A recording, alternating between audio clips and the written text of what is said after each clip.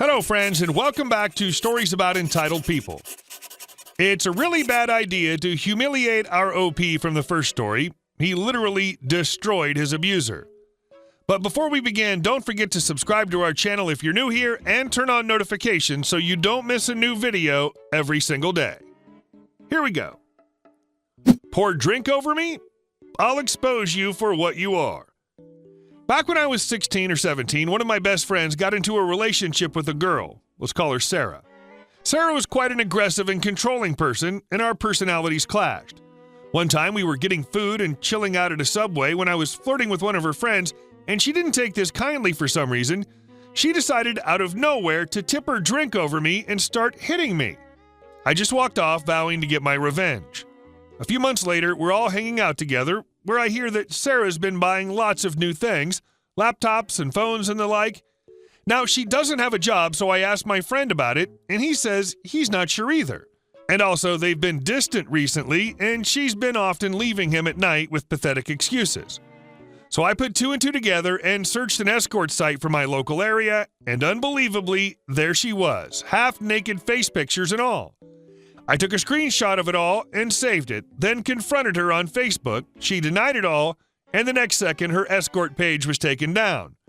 Next, I told my friend and showed him all of the incriminating evidence. He went crazy. Ended the relationship, and everyone in our friend circle was told. She was ostracized. A few days later, once it had all come out, she decided to start threatening me on Facebook, so I linked her a screenshot and offered to post a printout through her parents' door. Never heard from her after that. And our second story. I'm so tired of people who don't think rules apply to them.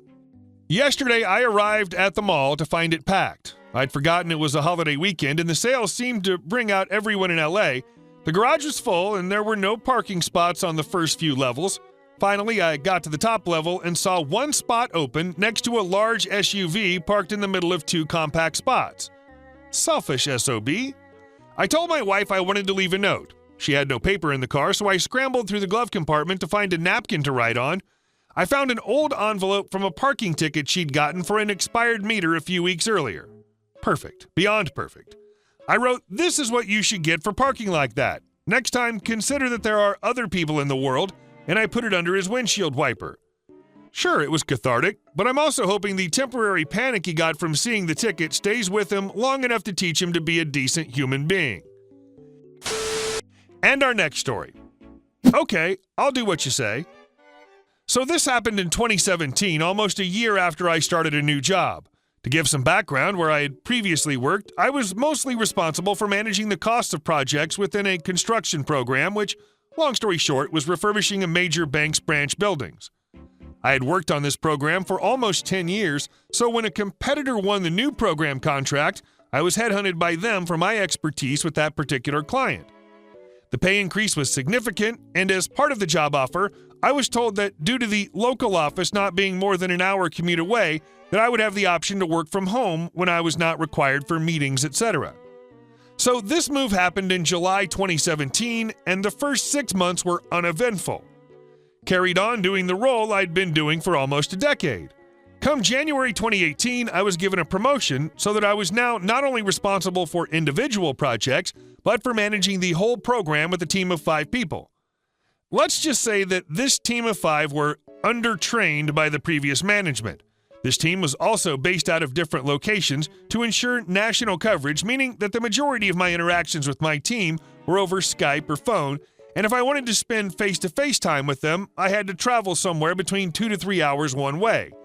But I tried to be efficient with my time and used it by traveling by train and continuing to work on my laptop. This will be important later. But happy to be moving further up the ladder, I decided not to make too much of a deal about the fact that I would not be getting a pay raise with this change in roles, with my logic being, I'll let my results speak for themselves. Then they'll have to recognize what I've done for them.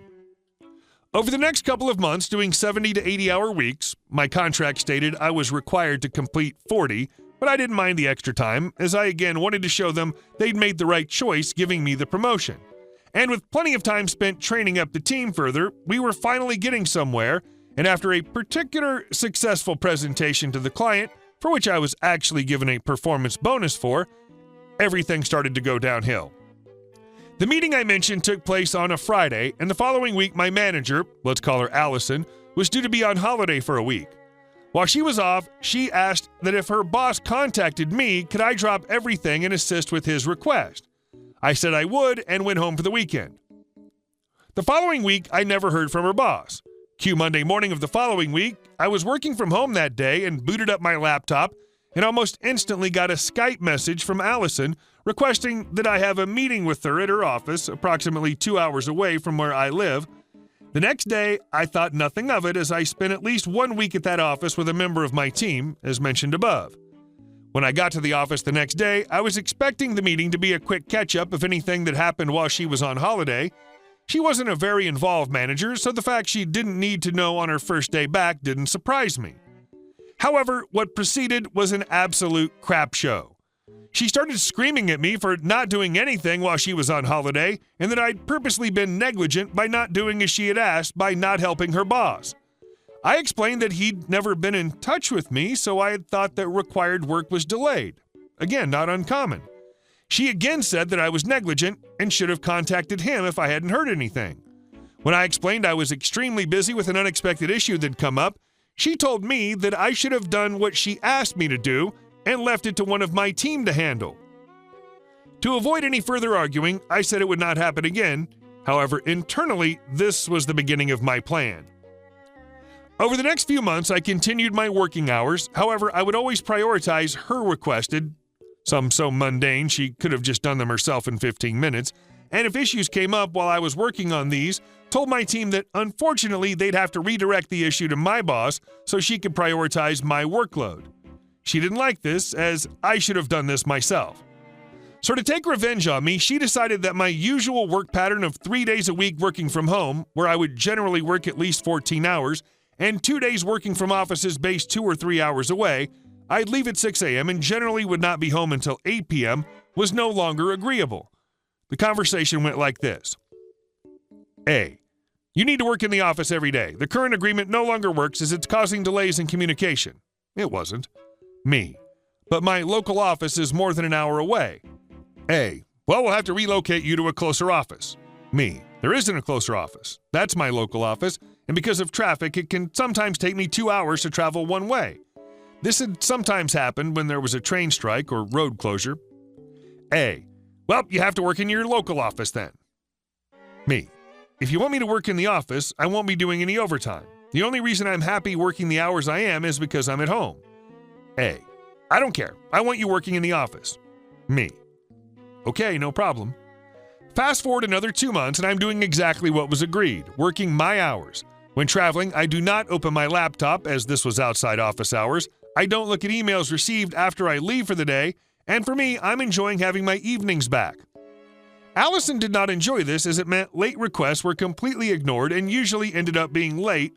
There was one occasion where she emailed me 1 minute late requesting some information she needed for an important breakfast meeting she had the next day, but because of when she asked, I wasn't able to get this to her until an hour after her meeting started. I took particular joy in pointing out to her when she sent me the email and our previous agreement. But due to my treatment I'd been receiving, I decided to begin looking for new employment. Then came the day to hand in my notice. She had the biggest crap-eating smile when I gave it to her. I knew the whole thing was just a way of getting me out. However, something she didn't understand was how far removed she was from my day-to-day tasks. So when I had a program handover meeting with her a couple of days before I left, I finished 2 weeks early as I had holiday days that needed to be taken before my final day. I can't remember the whole meeting, however, below is a great example of how the meeting went. A. So who does ABC? Me. I do that. A. Okay, who does XYZ? Me. I do that as well. A. Oh, that's you as well? And who does 1, 2, 3? Yeah, that's me. Wait, you do that? How do you have time to do that? Me. That used to be one of the things I did in the evening so no one could interrupt me. It doesn't take too long, maybe 2 hours a day. A. Okay, but who does 7, 8, 9 when you have to do ABC? Me. Oh, when that happens, I usually start work early, finish ABC, then do 7, 8, 9. Please bear in mind that during this meeting with her, she was becoming paler with every one of these back and forths to the point where I thought she was going to pass out. The look on her face as I left her with the giant heap of crap to look after was almost the best thing I've personally felt. But the best thing is, I've recently been in touch with a previous colleague where we discussed Allison and how things were going. Turns out that after I left, the entire program came to a grinding halt due to the fact that Allison had almost no experience with the client or their requirements. It turns out that minor issues were becoming huge problems, with the resolution taking way too long. This and the fact that Allison hadn't trained up my replacement properly, found out he started a week after I left, the entire program came to a complete stop. And that because all of the things that had gone wrong she was responsible for, she was sacked about 2 months after I left.